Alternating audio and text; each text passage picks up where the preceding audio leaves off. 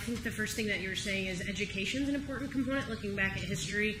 I'm wondering about action steps or strategies. I think you were saying dialogue is important, particularly with the opposite side or whatnot.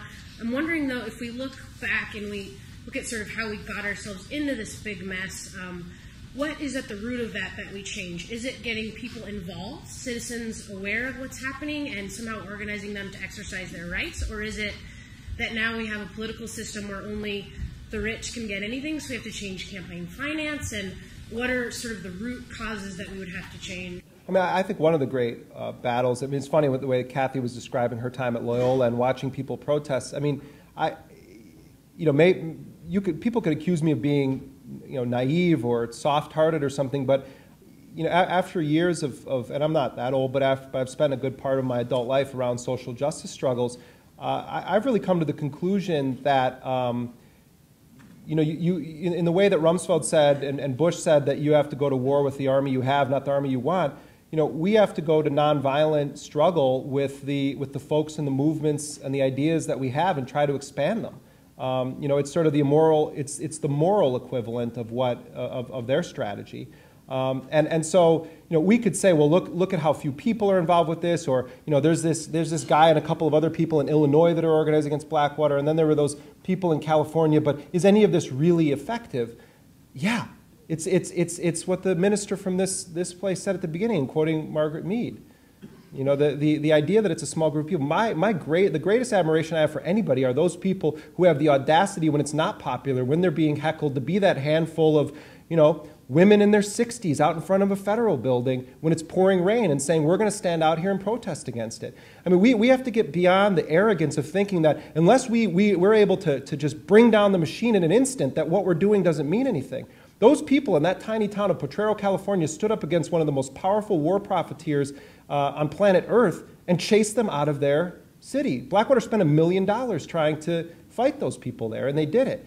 So it's a matter of taking pride in the victories that we have, but also in not feeling like if we don't have 20 Congress people on our side and 200,000 people in the streets, that it's not a fight worth waging.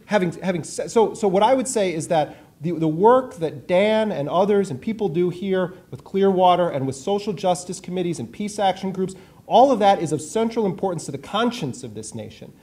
On the other way of looking at this, I think that there is great importance to pushing legislators like Jan Schakowsky and others to keep their legislative war against the war profiteers going and not drop it because Barack Obama is in power. And I also think that we should talk on an institutional level with legal groups like the Center for Constitutional Rights and the ACLU about challenging the very legality of the use of these forces, either as law enforcement in the United States or as agents of U.S. foreign policy, armed and dangerous around the world. We have legislation on the books. The Anti-Pinkerton Act of 1892, I believe it is, prohibits the U.S. government from doing business with a paramilitary or quasi-paramilitary organization. What on earth was Blackwater in New Orleans? What is Blackwater in Iraq right now?